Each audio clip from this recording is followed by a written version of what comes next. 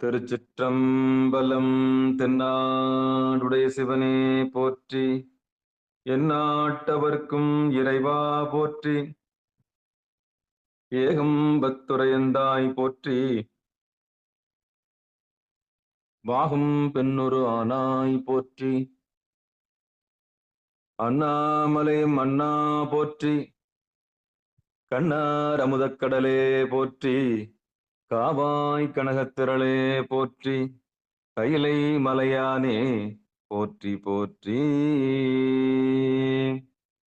நமச்சிவாய வாழ்க, நாதன் தாள் வாழ்க. அன்பர்களுக்கு ஆன்ம வணக்கம்.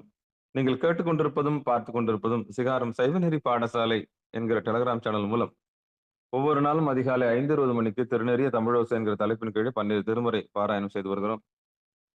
அந்த வகையிலே சற்று இன்றைக்கு காலதாமதம் ஏற்பட்டமைக்கு மன வருத்தத்தையும் மன்னிப்பையும் கேட்டுக்கொண்டு, சிவபெருமானுடைய பெரும் கருணையினாலே திருமூல நாயனார் இயற்றிய திருமந்திரம் என்கிற நூலை நாம் சிந்தித்து வருகிறோம். நம்முடைய நிகழ்ச்சிக்கு வருகை தந்துள்ள அத்துணை அடியார் பெருமக்களையும் வருக வருக என்று வரவேற்று, அவர்களுடைய பொற்பாதங்களை மனமொழி மெய்களாலே வணங்கி நிகழ்ச்சிக்குள் இனிதே நுழைவோம். நுழைவதற்கு முன்பதாக 12 திருமுறை ஆசிரியர் துதி, திருக்கதவம் அடைதல், திருக்கதவம் திறத்தல், திருப்பள்ளி எழுச்சி போன்ற பாடல்கள் எல்லாம் பாடி நிகழ்ச்சியை துவங்குவதை ஒரு வழமையாக வைத்திருக்கிறோம். அந்த வகையிலே இன்றைக்கு உண்டான 12 திருமுறை ஆசிரியர் துதி. வாங்க காந்திமதி அம்மா. திருச்சிற்றம்பலம். திருஞான சம்பந்தர் நாவரசர் சுந்தரர் திருவாத ஊரர் மற்றை திருமாளிகை தேவர் சேந்தனார் கரூரர் தெல்லு பூந்துருத்தி நம்பி வருஞான கண்டர் ஆதித்தர் வேணாட்டடிகள் வாய்ந்த திருவாலிய மூதர் மருவு புருடோத்தமர் சேதிராயர் மூலர் மண்ணு திரு ஆலவாயார் ஒரு காரைக்காலம்மை ஐயடிகள் சேரமான் ஒளிக்கீரர் கல்லாடனார் ஒன்கபிலர் பரணர் மெய்யுனர் இளம்பெருமானோடு ஓங்கும் அதிராவடிகள் திருமேவு பட்டினத் தடிகளோடு நம்பியாண்டார் நம்பி சேக்கிழாரும் சிவநேரி திருமுறைகள் 12 அருள் செய்த தெய்வீக தன்மையோரே. சிவநேரி திருமுறைகள் 12 அருள் செய்த தெய்வீக தன்மையோரே. நன்றிங்கய்யா. திருச்சிற்றம்பலம். அடுத்து வாங்கம்மா அந்த செண்பவல்லியம்மா. திருக்கதம் அடைதல், ரெண்டு பேரும் பாட்டு. திருச்சிற்றம்பலம். அருட்கு தனிக்கடலும் உலகுக்கெல்லாம் அன்பு சரி கடலுமாம் எனவும் ஓங்கும் பொருட்சமய முதற் சைவ நெறிதான் பெற்ற புண்ணிய கண்ணிரண்டனவும் புவனம் உய்ய இருட்கடு உண்டவர் அருளும் உலகம் எல்லாம் ஈன்றால் தன் திருவருளும் எனவும் கூடி தெருக்கலைஞானக் கன்றும் அரகம் சென்று செஞ்சடைவானவர் கோயில் சேர்ந்தார் அன்றே. திருச்சிற்றம்பலம். ஆமா வாங்கம்மா. திறத்தல். திருச்சிற்றம்பலம். பெருமான் பேரானந்தத்து பிரியாதிருக்க பெற்றீர்கள் அருமால் உற்று பின்னை நீர் அம்மா அழுங்கி அறற்றாதே திருமாமணி சேர் திருக்கதவம் திறந்த போதே சிவபுரத்து திருமால் அறியாத்திய திருப்புயங்கன் திருத்தாள் சென்று சேர்வோமே. திருமாமணி சேர் திருக்கதவம் திறந்த போதே சிவபுரத்து திருமாலறியா திருப்புயங்கன் திருத்தாள் சென்று சேர்வோமே. திருச்சிற்றம்பலம். நன்றிங்க ஐயா. சாமி சிவபெருமான சிவசிவா. அடுத்து திருப்பள்ளி எழுச்சி. எத்தனாவது ஐயா? 8வது படிங்கம்மா.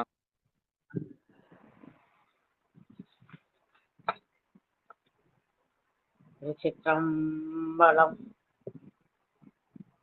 முந்திய முதல் நாடு இறுதியுமானாய் மூவரும் அறிகில யாவர் மற்றறிவார். பந்தனை விரலியும் நீயும் நின்னடியார் பழங்குடில் தோறும் எழுந்தருளிய பரணே. செந்தழல் பூரை திரு மேனியும் காட்டி திருப்பெருந்துறை உரை கோயிலும் காட்டி அந்த நன்னாவதும் காட்டி வந்தாண்டாய் ஆரமுதே பள்ளி எழுந்தருளாயே. அந்த நன்னாவதும் காட்டி வந்தாண்டாய் ஆரமுதே பள்ளி எழுந்தருளாயே. நன்றிங்க ஐயா. திருச்சிற்றம்பலம். நன்றிமா சேவத்மா. திருச்சிற்றம்பலம். தென்னாடுடைய சிவனே போற்றி, எந்நாட்டவர்க்கும் இறைவா போற்றி. ஏகம்பத்துரை எந்தாய் போற்றி, பாகம்பெரு ஆனாய் போற்றி. அண்ணாமலையும் அண்ணா போற்றி, கண்ணார் அமுதக்கடலே போற்றி. காவாய் கனகத்திரளே போற்றி, கையிலை மலையானே போற்றி போற்றி. அன்பர்களுக்கு ஆன்ம வணக்கம். சிவபெருமானுடைய பெருங்கருணையினாலே மூன்றாம் திருமந்திரத்திலே திருமூல நாயனார் இயற்றிய மூன்றாம் தந்திரத்தில் இயமம், நியமம், ஆசனம், பிராணாயாமம், பிரத்யாகாரம், தாரணை, தியானம், சமாதி என்ற அட்டமா யோகம் என்று சொல்லக்கூடிய அந்த மிகப்பெரிய அந்த அட்டாங்க யோகத்தை நமக்கெல்லாம் விளக்கி நம்ம எல்லாம் ஒரு ஆழ்ந்த புரிதலுக்கு கொண்டு சென்றிருக்கக்கூடிய திருமூலருடைய பொற்பாதங்களை மனமொழி மேகலாலை வணங்கி, ஒரு வருடத்திற்கு ஒரு முறை என்று எழுதப்பட்ட இந்த பாடலை அப்படியே பாராயணம் போல் கடந்து செல்லாமல் ஒவ்வொரு எழுத்துக்களை ஒவ்வொரு பாடலாக ஓரிரு பாடல்களோடு சிந்தித்து சிந்தித்து திருவடியை அணைந்து அணைந்து அனுபவித்து செல்லலாம் என்கிற பெரிய முடிவோடு பொறுமையாக செல்லுவோம். இது தோத்திர நூலா இல்ல சாத்திர நூலா என்று பார்க்கும் பொழுது இந்த 3000 பாடல்களுக்குள்ளே அத்தனை விதமான ரகசியங்களும் ஒழிக்கப்பட்டிருக்கிறது. திருமந்திரத்துக்குள்ளே இல்லாத பொருளே இல்லை. ஒரு திருக்குறள் என்று சொன்னால் அறம்பொருள் இன்பம் இருக்கும், வீடு பேர் இருக்காது. ஆனால் இது மூன்றும் கடைபிடித்தால் வீடு பேர் தானாக வாய்க்கும் என்று முப்பால் என்று அதற்கு பேர். அறத்துப்பால், பொருட்பால், காமத்துப்பால். ஆனால் இது அடுத்திருக்கக்கூடிய வீடு பேற்றையும் கொடுக்கக்கூடிய ஒரு பாலாக இது இருக்கிறது. அதையும் கடந்து நெறியை நமக்கு வலியுறுத்தி சொல்லுகிறது. ஒரு குழப்பம் நிச்சயம் எல்லாருக்கும் ஏற்பட்டிருக்கும். இதை சாஸ்திரத்தில் போடுவதா அல்லது திருமுறைகளிலே இதை தோத்திர நூலாக வைப்பதா, அதாவது நாதத்தில் சேர்ப்பதா இல்லை விந்துவில் சேர்ப்பதா. விந்து என்றால் ஒலி நெறி, அறிவு நெறி, சாஸ்திரங்களில் வந்துடும். நாதம் என்றால் பாடல் நெறி, அதாவது வழிபாடு. நாதத்தின் ஓங்காரத்தின் வழியாக இறைவனுடைய திருவடி அடைதல். விந்து என்றால் ஒளி நெறி, அறிவை நுகர்ந்து நுகர்ந்து இது என்னது என்று பகுத்தறிந்து அறிதல். அதான் ஒளி நெறி, அதான் சித்தாந்தம். 14 சாஸ்திரம் இருக்கு இல்லையா? அந்த வரிசையில் இது எந்த வகையில சேர்க்கலாம் அப்படின்னு பார்க்க போனா, இது தோத்திரத்தில் உள்ள சாத்திரம். 3000 பாடல் இருக்குது, இதை பாராயணம் செய்து விட்டு செல்லலாம் சொல்லிட்டு இதை அப்படி என்ன பண்ணாங்க, இதை கொண்டாந்து போட்டாங்க. ஆனா இது சாதாரண நூல் இல்லை. வெறும் தாத்திரம் இது வெறும் தோத்திரம் பண்ணிட்டு பாட்டு பாடிட்டு இதுல கடந்து போயிடவே முடியாது. ஏன்னா இதுல பிரசன்டென்ஸ் இருக்குது, நிகழ்காலம் இருக்குது, எப்படி செய்யணும்ன்றது. தேவாரம் எல்லாம் இறைவனை புகழ்ந்து இறைவனுடைய இறைவனுக்காக பாடப்பட்டது, அதாவது இறைவனுடைய திருவடியை பற்றி பாடப்பட்டது. ஆனா இது அப்படி இல்லை. இது ஒவ்வொன்றும் ஃபார்முலா, இது ஒவ்வொன்றும் சூத்திரங்கள், இது ஒவ்வொன்றும் நம்மளை செதுக்க வந்தது, இது ஒன்னொன்னு நம்மளை வழிகாட்ட வந்திருக்குது. அதை நீங்க எப்படி கடந்து போவீங்க? இது பாராயணத்துக்கு பாராயணமா பண்ணிட்டு போனாலும் புரியாது. கடந்து ஓடிடலாம். ஓடிடலாம். ஆனா முடியாது. பாடிட்டு அப்படியே போனோம்னா என்ன ஆகும்னா, இத நீங்க அப்படியே எல்லையை அப்படியே கடந்து ஓடிடுவீங்க. அதனாலதான் இதுல எப்படியாவது தெரிஞ்சுக்கிட்ட ஜனங்கள் தான் தோத்திரத்துல வச்சிருப்பாங்கன்னு நினைக்கிறேன். உண்மை தெரியாமல காலத்தை ஓட்டக்கூடாது இல்லையா? நான் அடிக்கடி சொல்லுவேன், பாடிட்டு பஜனை பாட்டு என்ன பாடுறோம் ஏது பாடுறோம் தெரியாமலே காலத்தை போய்க்கலான்னு பாக்குறீங்களான்னு கேக்குறேன்ல. அது ஒரு ஆதங்கம் தான். உண்மை தெரியாம போயிடக்கூடாது இல்லையா? அதுக்காகத்தான்.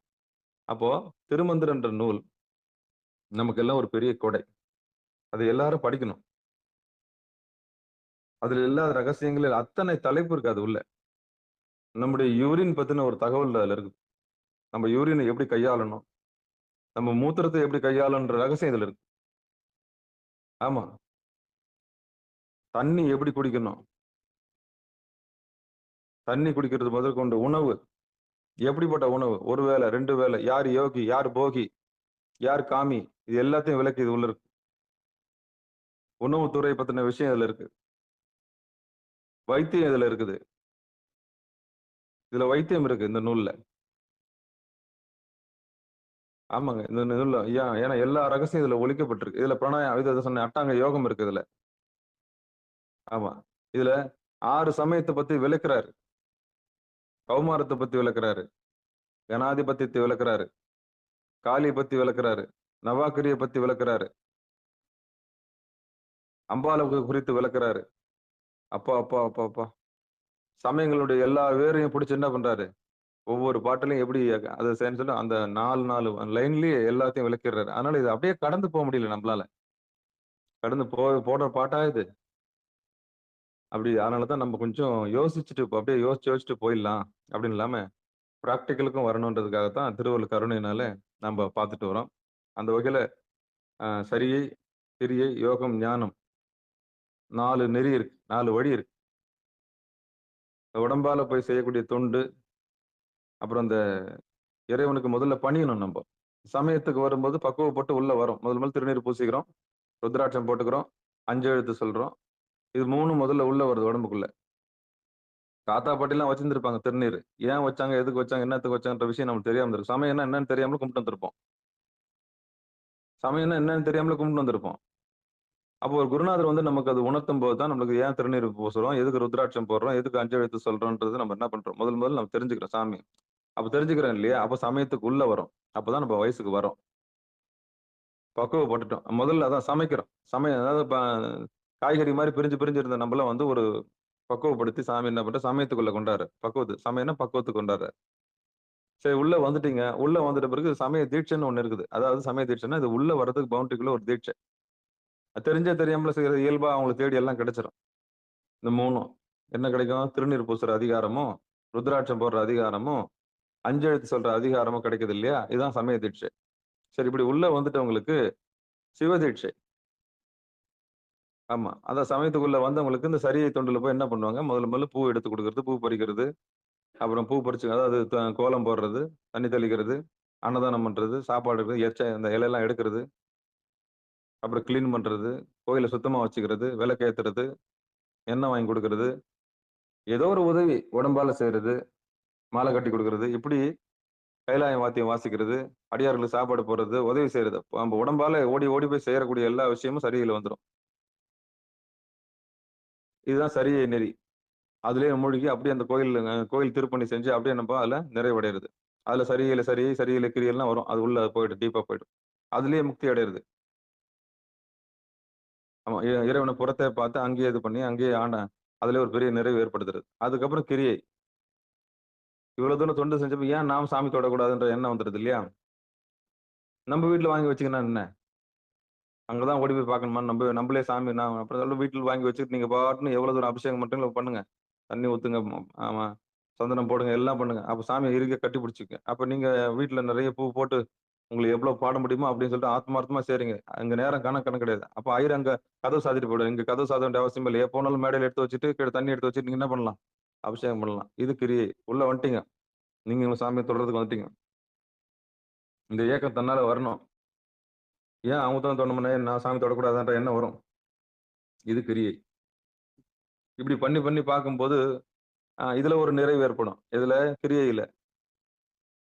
இதுல பாஸ் பண்ணுவீங்க. இப்ப சரியில்ல ஓடி போய் கோயில் கோயிலா, ஊர் ஊரா போய் பார்த்தீங்கல்ல. அதுக்கப்புறம் ஏன் அங்கங்க ஓடணும்னு சொல்லிட்டு கடைசியா ஒரு லிங்கம் வாங்கிட்டு வந்து வீட்ல வச்சுன்னு பண்ணும்போது உங்களுக்கு சிவதீட்சை கிடைக்கும்.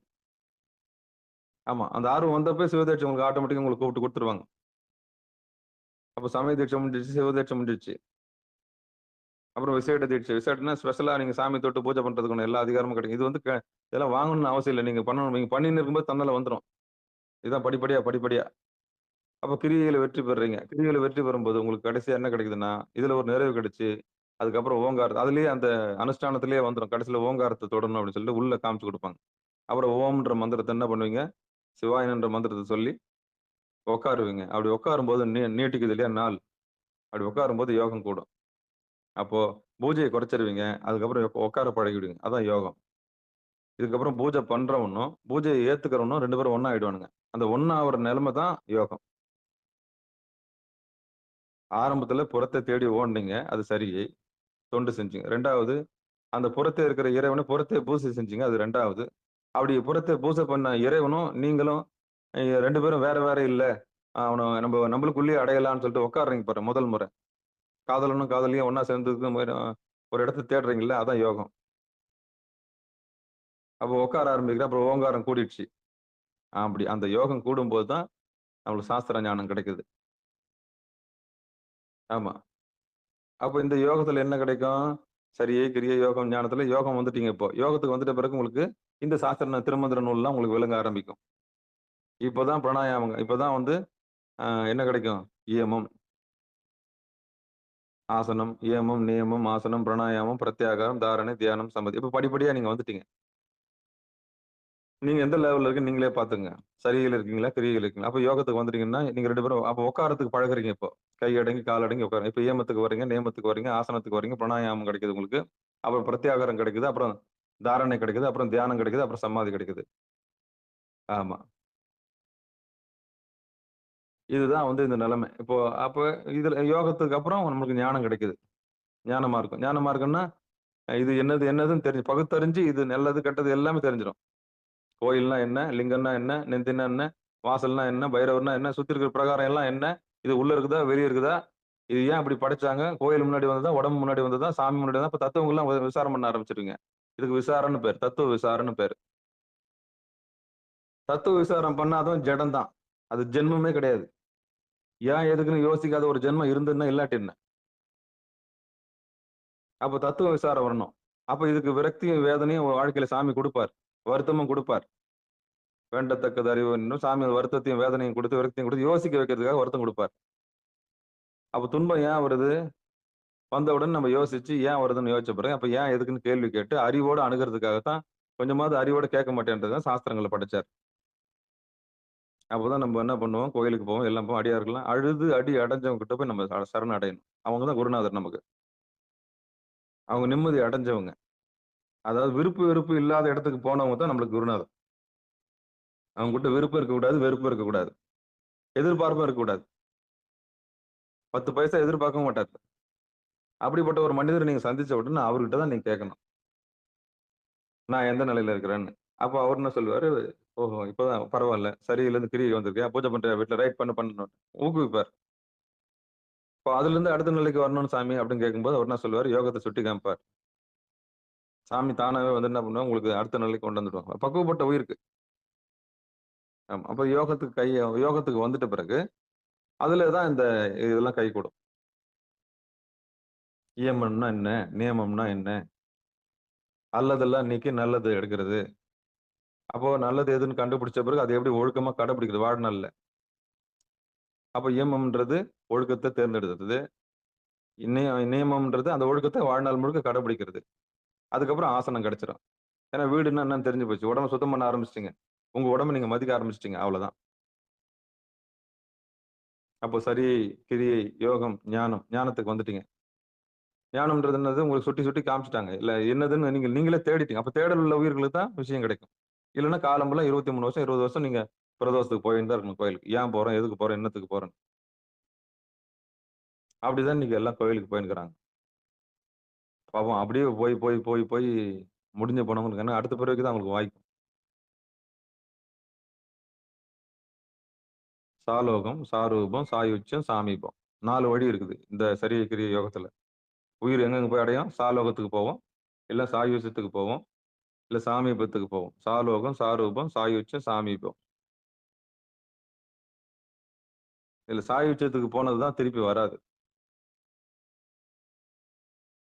மத்ததெல்லாம் திருப்பி பூமிக்கு வரும்னு சொல்லுவாங்க. அதுல எந்த நிலையில இருக்குன்னு நம்ம பார்க்கணும்.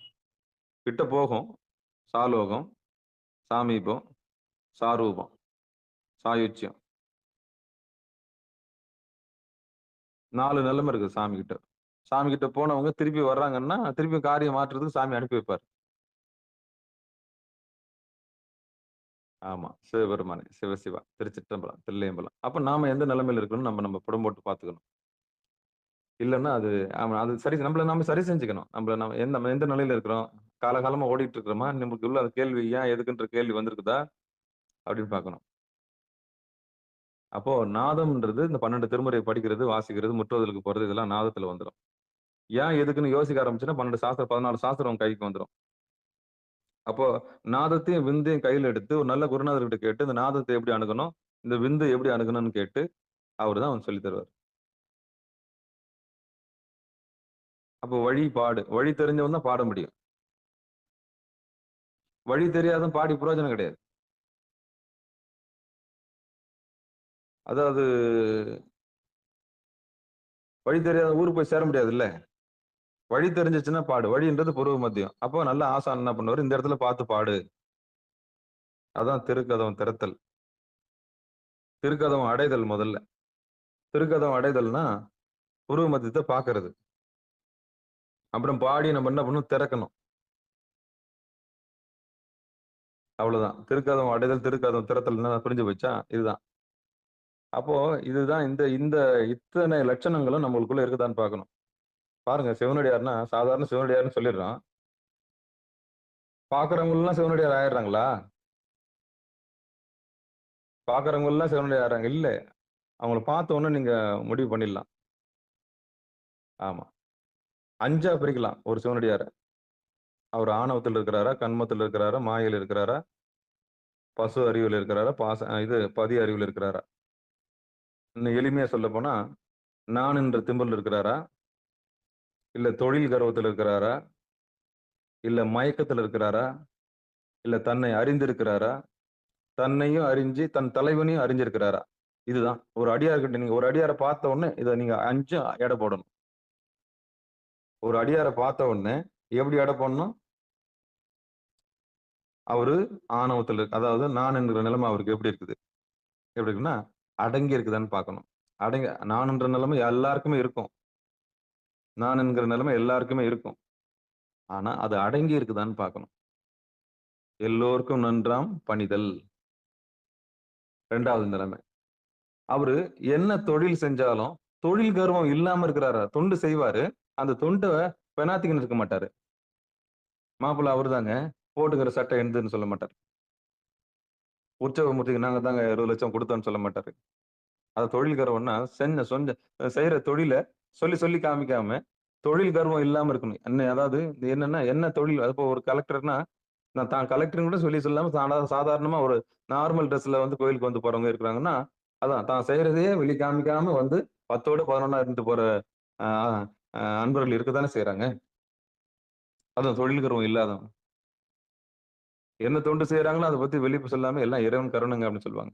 அப்போ ஆணவம் அடங்கி தொழில் கர்வம் இல்லாம, அதான் கண்மா குறித்து அதாவது நல்லது கெட்டது நல்வினை தீவினைக்கு பொதுவா நிற்பாங்க. அடியார்கள் எப்படி இருப்பாங்க? நல்வினைக்கும் தீவினைக்கும் அப்பாற்பட்டு இருப்பாங்க. சரியா? அப்போ அவங்கள அடையாளம் கண்டுபிடிக்கணும். ஆணவம் அடங்கி, கர்மா ஒடுங்கி, அதான் நல்வினை தீவினையில ஒடுங்கி, அதுக்கப்புறம் மயக்கம் இல்லாம இருப்பாங்க. அவங்கள நீங்க மயக்க முடியாது, ஏமாத்த முடியாது. அவங்கள நீங்க ஏமாத்த முடியாது. ஆமா, அவங்கள நீங்க எப்படி நீங்க அவங்க தான் மயக்கம் தெளிஞ்சிட்டாங்கல்ல. அந்த 3வது நிலைமை அவங்க கடந்துட்டு இருப்பாங்க. ஆணவம் ஒடுங்கி இருக்கும் அவங்களுக்கு, ஆணவம் அடங்கி இருக்கும், கண்மா ஒடுங்கி இருக்கும், அவங்களுக்கு மயக்கம் தெளிஞ்சிருப்பாங்க. இது 3ம் பாஸ் பண்ணிட்டு 4வது தன்னை அறிஞ்சிருப்பாங்க. உயிர் அறிவு பெற்றிருப்பாங்க. உயிர் அறிவு பெற்றிருக்கிறதுனால அவங்க எல்லா உயிரும் சமப்பாங்க. எவ்வுயிரும் தம்முயிர் போல். சாப்பிட்டீங்களா? வாங்க அங்க அங்க பால் இருக்கு. சூடா குடிக்கிறீங்களா? ஆமா. அங்க ரெஸ்ட் ரூம் இருக்கு. அங்க போயிட்டு போயிடலாம். ஆமா. சரி ஐயா கொஞ்சம் படுத்து தூங்குனீங்களா? உடம்பு ஒரு மாரி இருக்குல்ல?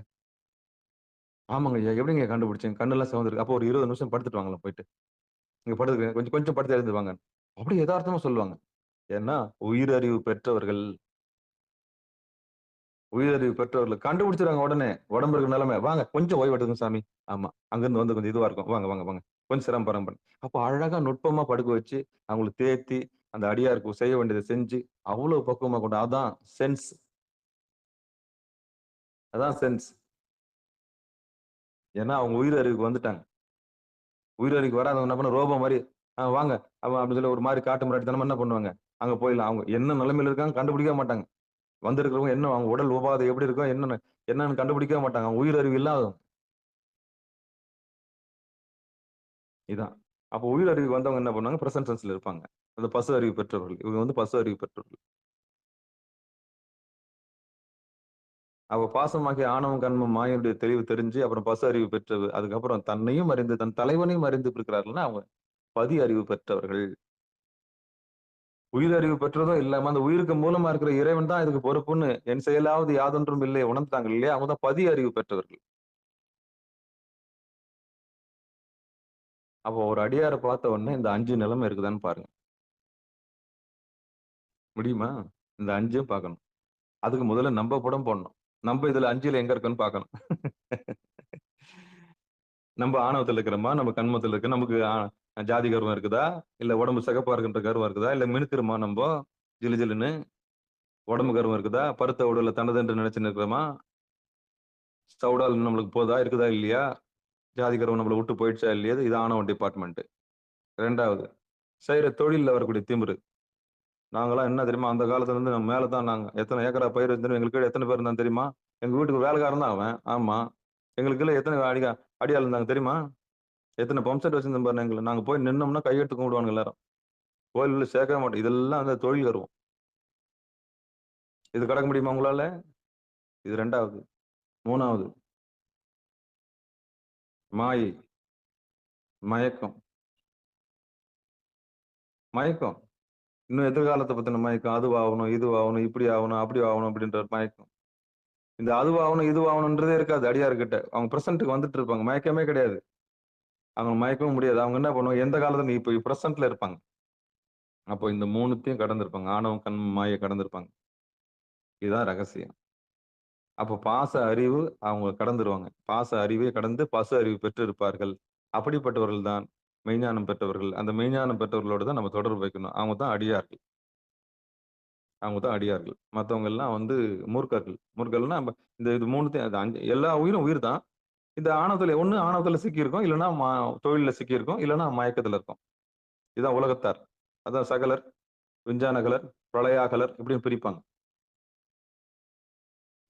சித்தாந்தம் படிச்சவங்களுக்கு நல்லா தெரியும். சித்தாந்தம் படிச்சவங்களுக்கு நல்லா தெரியும். இப்ப நம்மள எப்படி படம் போட்டுக்கலாம்? நாம எந்த நிலையில இருக்கோம்? நம்மள சுய பரிசோதனை செய்யணும். சாமி நம்மள எந்த நிலைமையில வச்சிருக்கிறாரு? இதான் அந்த ரகசியம். சிவபெருமானே, சிவசிவா, திருச்சிற்றம்பலம், தில்லையம்பலம். இந்த உண்மை தெரிஞ்சு நாம எந்த நிலையில இருக்குன்னு பார்க்கணும். அதுக்கப்புறமா தான் இது நம்ம உள்ள போவோம். சிவபெருமானுடைய பெரும் கருணையினால 12 திருமுறையில திருமந்திரம் வந்துருச்சு இல்லையா?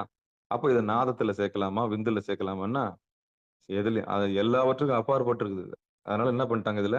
நாதத்துல சேர்த்துட்டாங்க. நாதம்னா வழி. அப்ப வழிபாடுன்னு என்ன அர்த்தம்? வழி தெரிஞ்சவன் தான் பாட முடியும். வழி தெரியாதவன் ஊருக்கு போய் சேர முடியாதுல்ல? அப்ப வழி எது? குருநாதர் தான் வழி. அவர் தான் பூர்வ மத்தத்த காமிச்சு குடுப்பார். பூர்வ மத்தத்த கேள்விப்படலாம். எல்லாரும் உட்கார முடியுமா? வெறுப்பு வந்துரும். அட நாங்க மோட்டு வேலைய பார்த்துன்னு உட்கார்ந்திருக்க சொல்றான். இவனுக்கு வேற வேலையே கிடையாது. அதுவும் மயம் தான். அதுவும் மயக்கம் தான். ஏன்னா மாய எண்ணம் கூடல உங்கள. அ எப்ப பார்த்தாலும் இதுதான் பேசின்னு கிடக்குது இது. இதுக்கு ஒரு வேலை இல்ல. ஏன்னா மயக்கம் என்ன பண்ணுது? மாயை வந்து இப்படித்தான் பேசும். ஏன்னா உண்மைக்கு அருகாமையில் வர முடியலல்ல. உண்மைக்கு அருகாமையில உண்மையை ஏத்துக்கிறதுக்கு தைரியம் வரணும்ல. தைரியம் வேணும். அதாவது முக்தி யாருக்கு கிடைக்கும்னா, தைரியம் உள்ளவங்களுக்கு தான் கிடைக்கும். முக்தி நெறி யாருக்கு கிடைக்கும்? தைரியம் உள்ளவங்களுக்கு தான் கிடைக்கும். சத்தியத்துல உள்ளவங்களுக்கு தான் கிடைக்கும். அசத்தியத்துல இருக்கவங்க வர முடியாது. நிலையில்லாதது தேடுறவங்களுக்கு இங்க வர முடியாது. நிலையானது தேடுறவங்க மட்டும் தான் இங்க இல்லன்னா வடிகட்டுருவாங்க சாமியே. இந்த நிகழ்ச்சி கூட சரி. போக போக போக போக போகனாவும் உருத்தானவங்க மட்டும்தான் இருப்பாங்க.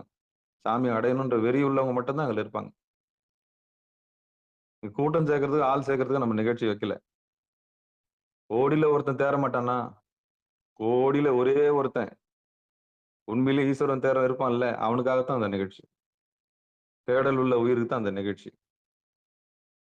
அந்த உயிரை தான் நம்ம என்ன பண்ண போறோம்? பக்குவப்படுத்தி, அப்பாடி சாமி எவ்வளவு நாள் தேடி இருக்கப்பா, வீணாயிடுச்சப்பா, வாப்பா வாப்பா வாப்பா. அவனுக்கு இளைப்பாறுதல் தருதல். அவனை தான் கூப்பிட்டு ஆதரிச்சு, வா என் செல்லம் அப்படின்னு சொல்லிட்டு அரவணைச்சு, அந்த உயிரை தான் சாமி எதிர்பார்த்துக்கிட்டே இருக்காரு. ஏன்னா நிலையானதை தேடினான் இல்லையா? அவனுக்கு தான் நம்ம நிகழ்ச்சி பொருந்தும். மத்தவங்களுக்கு இந்த நிகழ்ச்சி பொருந்தாது. ஏன்னா நிலை இல்லாதவங்களுக்கு நிலை இல்லாத பொருளுக்கு அங்க 5 முட்டை 60 வேணும்னா அங்க போயிடுங்க. அது நமக்கு செல்லாது. நம்ம நிகழ்ச்சிக்கு வரவங்க எல்லாருக்குமே சரி, ஆத்மார்த்தமா ஆண்டவனை அடையணும், ஆத்ம அனுபூதி அடையணும்னா மட்டும்தான் நமக்கு இங்க எடுபடும். இல்லைன்னா ஒரு நிமிஷம் கூட நம்ம கூட பயணிக்க முடியாது. ஒட்டவும் முடியாது. ஒட்டவும் முடியாது. செவி மடுக்கவே முடியாது. ஆமா. சரி. இப்ப நம்ம திருமந்திரத்துல அந்த 13வது பாட்ட பாடிடலாம்.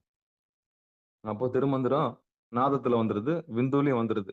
அதாவது நாத நெறியிலயும் வருது, விந்து நெறியிலயும் வருது. அது ஒலியும் ஒலியுமா இருக்குது. அதுல பிரிக்கவே முடியல. அதனால தூக்கி என்ன பண்ணிட்டாங்க இதுல போட்டாங்க போல இருக்குது. எதுக்கு சாஸ்திரத்துல போடணும்னு சொல்லிட்டு. அற்புதமான நூல். இது 12 திருமுறையில இதுவும் ஒண்ணு ஆயிடுச்சு. சரியா? 10ஆம் திருமுறை ஆயிடுச்சு. ஆனா இதுல இல்லாத ரகசியமே கிடையாது. அத அப்படியே ஈஸியா கடந்தும் போயிட முடியாது. இப்ப இந்த இன்னைக்கு உண்டான பாட்ட நம்ம சிந்திக்கலாம். இன்னைக்கு உண்டான பாட்டுன்னு இல்ல, எது எதெல்லாம் முடியுதோ சிந்திக்கலாம். 13வது பாட்டு. திருச்சிற்றம்பலம். பள்ளி அறையில் பகலே இருளில்லை, கொல்லியறையில் கொளுத்தாமற் காக்கலாம், ஒள்ளி தரியில் ஓர் ஓசனை நீலிது, வெள்ளியறையில் விடிவில்லை தானே.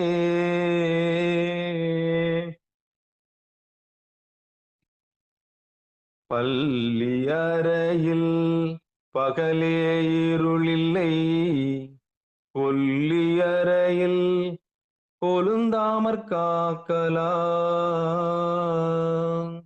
ஒல்லி தரியில் ஓர் ஓசனை நீலிது, வெள்ளியறையில் விடிவில்லை தானே.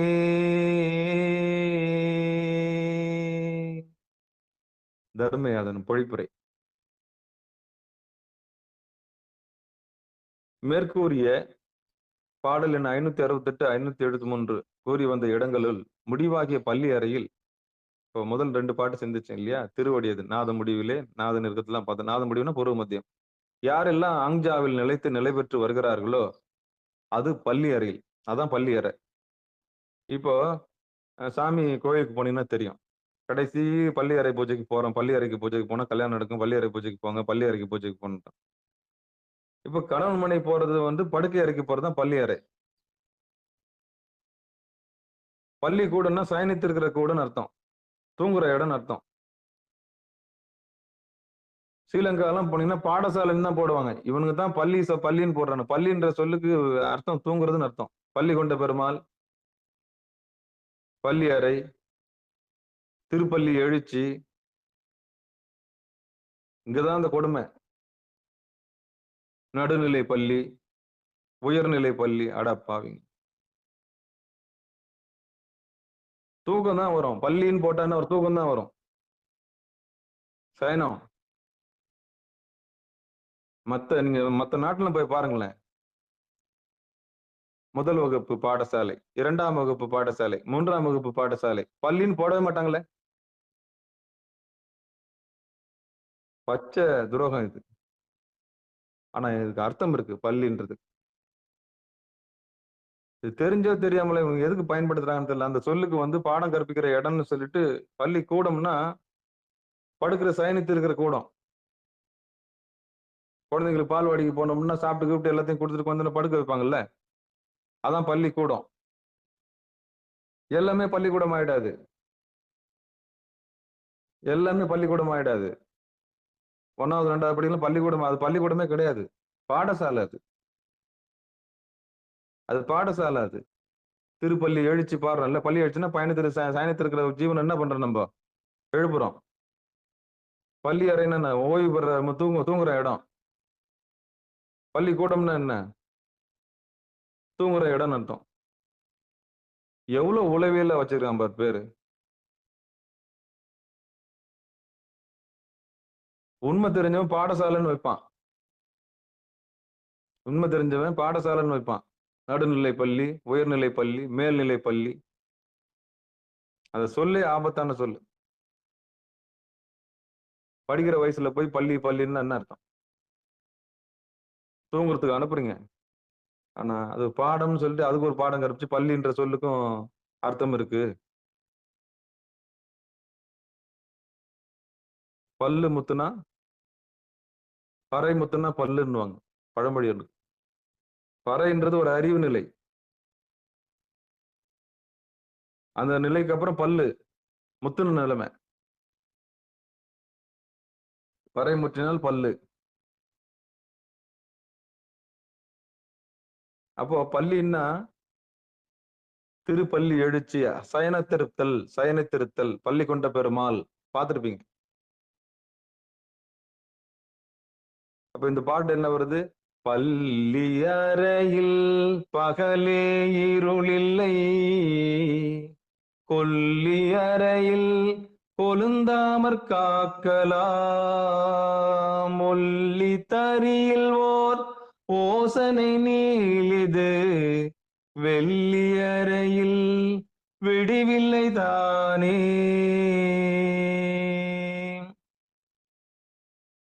அது முடிந்த முடிவாக இருக்கக்கூடிய பள்ளி அறையில் பகல் என்று இரவே இல்லை.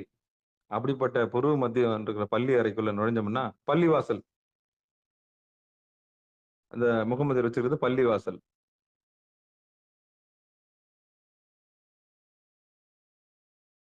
ஸ்ரீரங்கம்,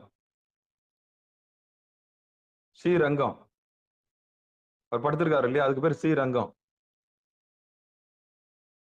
அந்த பெருமாளுக்கு. திரு அனந்தபுரம்,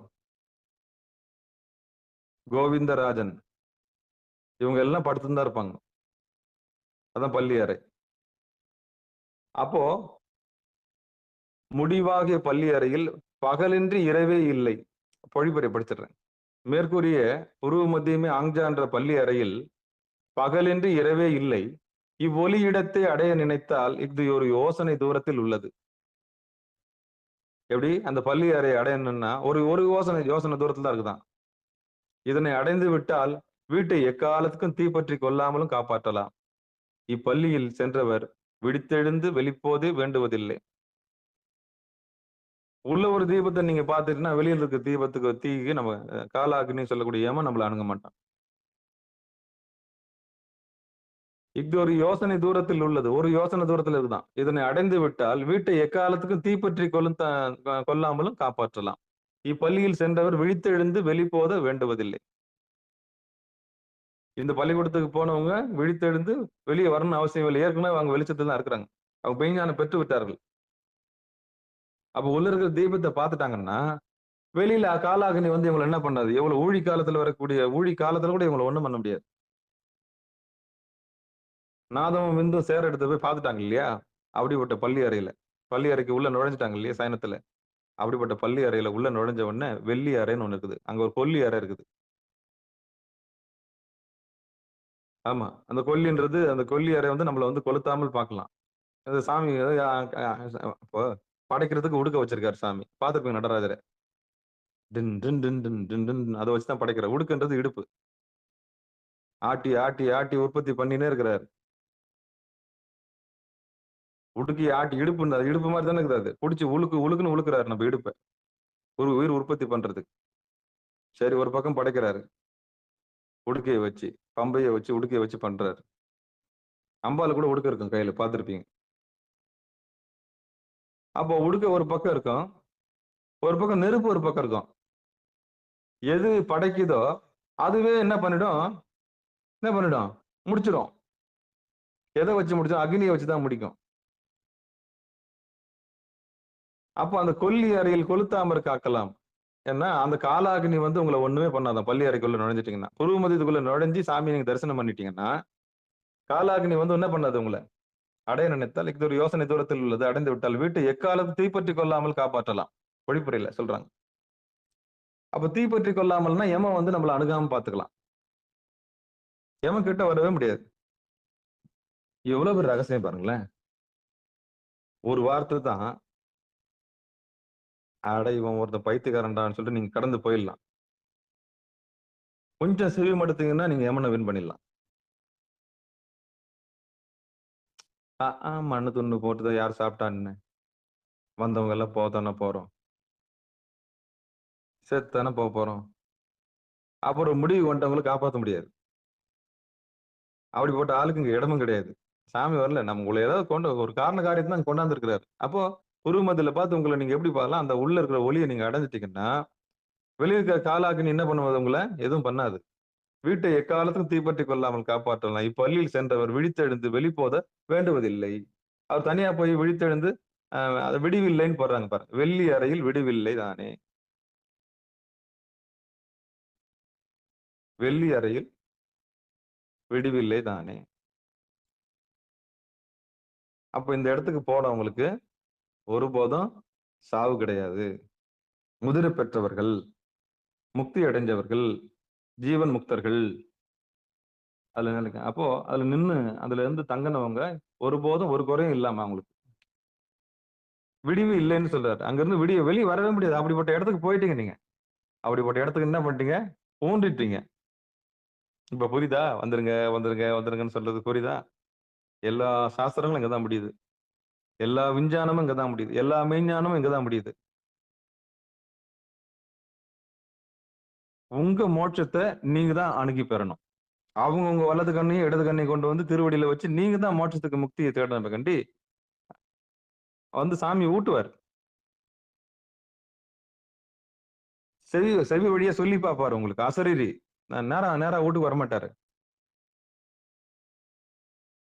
அவன் நேரா வீட்டுக்கு வருவாங்க. புத்திசாலி வந்து டக்குன்னு அப்சர்வ் பண்ணி கற்பூர புத்தி உள்ளவங்க டக்குன்னு பிடிச்சுக்குவாங்க. ஓஹோ ஆமால்ல, இது இவ்வளவுதான் செய்தியா? அப்ப இதைத்தான் எல்லாம் பண்ணி இந்த இடத்துல நீங்க தியானம் பண்ணும்போது எல்லாருடைய லட்சணமும் உங்களுக்கு தெரிய ஆரம்பிச்சிடும். எல்லாருடைய லட்சணமும் உங்களுக்கு தெரிய ஆரம்பிச்சிடும். லட்சணமே நீங்க கண்டுபிடிச்சலாம். இவன் யார் யார் என்னென்ன லட்சணத்துல இருக்கலாம் கண்டுபிடிச்சிடும். முதல்ல நம்ம லட்சணம் நமக்கு தெரியும். நம்ம முதல்ல இருக்க அழுக்கு எடுக்கணும். முதல்ல நம்ம லட்சணம் தெரிஞ்சாதானே மத்தவங்க லட்சணத்தை நம்ம பார்க்க முடியும். அதுதான் புருவமத்தியத்துக்கு வாங்க. நம்ம லெவல் தெரிஞ்சுக்கிறோம். அப்ப நம்மள அறிய அறிய அறிய அறிய மத்தவங்களை நம்ம தெரிஞ்சுக்கலாம். இதுதான் அந்த ரகசியம். இப்போ அடுத்த பாட்டுக்கு போயிடலாம். சிவபெருமான் யார் படிக்கிறீங்க?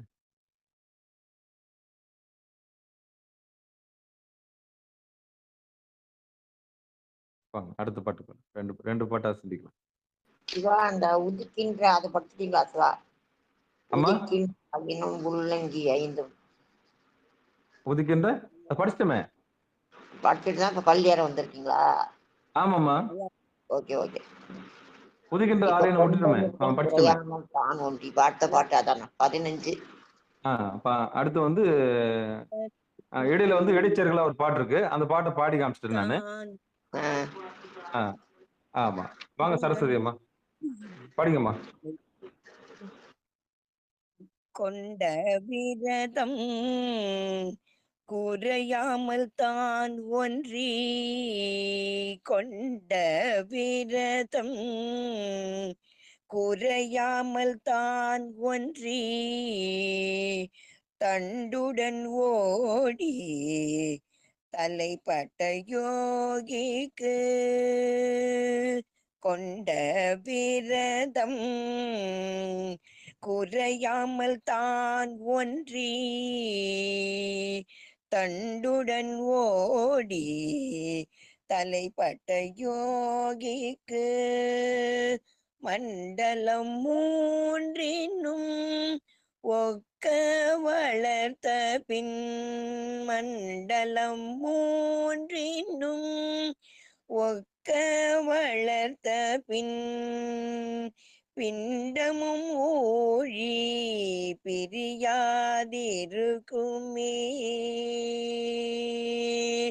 பிண்டமும் ஊழி பிரியாதிருக்குமே.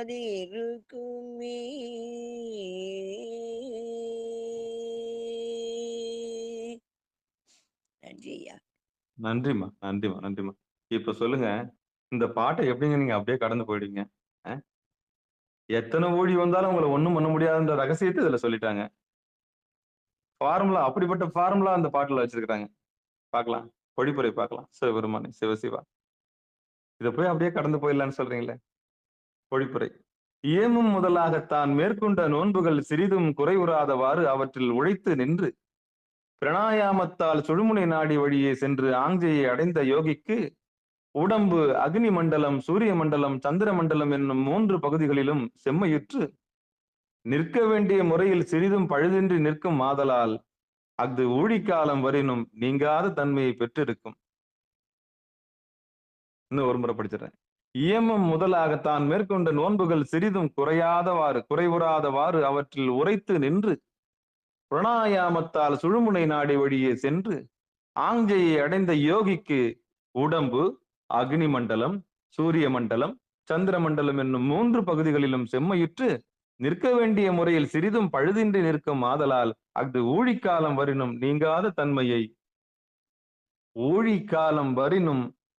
நீங்காத தன்மையை பெற்றிருக்கும். இது பாடலனுடைய படிப்புரை. தர்மயாதனம். கொண்ட விரதம் குறையாமல் தான் ஒன்றி. கொண்ட விரதம்னா அதுக்கு முன்னாடி நீங்க எப்படியோ வாழ்ந்துட்டீங்க. பாஸ்ட் சொல்லணும்ல. இதுக்கு முன்னாடி எப்படியோ வாழ்ந்துட்டீங்க. ஆனா நம்ம நிகழ்ச்சிக்கு வந்த பிறகு உண்மை உங்களுக்கு தெரிஞ்சு போச்சு. தெரிஞ்சோ தெரியாமலும் உண்மை உங்க காதுல வந்து விழுந்துருச்சு. பூர்வ மத்தியம் தான் ஊர் ஊரா சுத்தினது போதும். அப்போ சரி சரி சரி.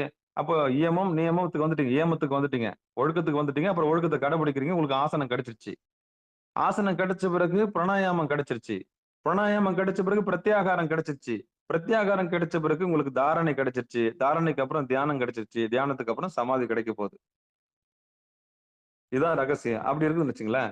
இப்போ இதுல ஒரு ரகசியம் சொல்றாரு. கொண்ட விரதம் குறையாமல் தான் ஒன்றி தண்டுடன் ஓடி தலைப்பட்ட யோகிக்கு மண்டலம் 3 ஒக்க வளர்த்த பின். மண்டலம் 3 ஒக்க வளர்த்து. இப்ப இதுல ஃபார்முலா என்ன? இந்த ஒரு சொல்லு போதும். ஒரு மண்டலம்ன்றது 48 நாள். அப்ப 2 மண்டலம்ன்றது எத்தனை நாள்? 48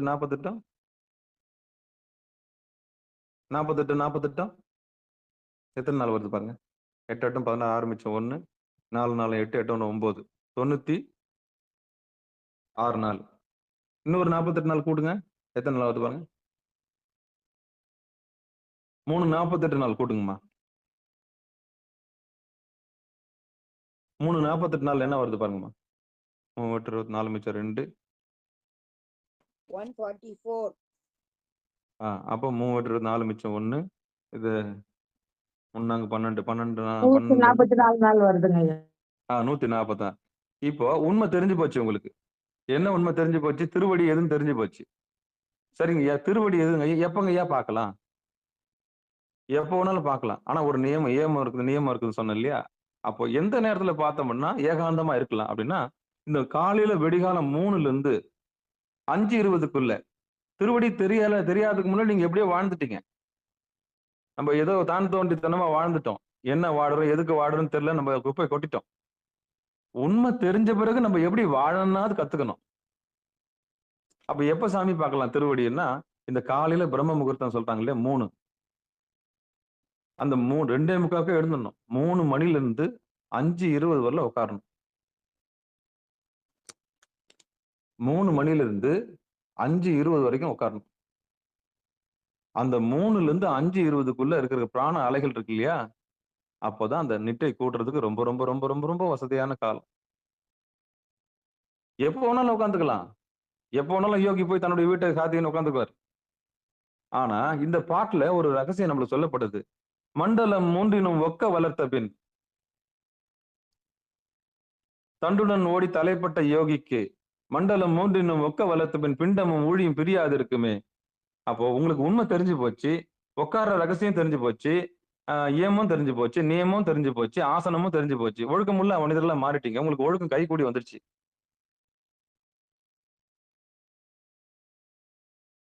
ஒழுக்கம் இல்லாதவங்க இது உள்ள நுழைய முடியாத உங்களுக்கு தெரிஞ்சு போச்சு. உள்ள வந்துட்டீங்க. நீங்க ஒழுக்க சீலர் தான். சாமி உங்களை என்ன பண்ணிட்டாரு? சரி பண்ணிட்டாரு. அப்போ ஒழுக்கத்துக்கு வந்தீங்க. ஒழுக்கத்த கடைபிடிக்க ஆரம்பிச்சிட்டீங்க. எது நல்லது, எது கெட்டதுன்னு உங்களுக்கு தெரிஞ்சு போச்சு.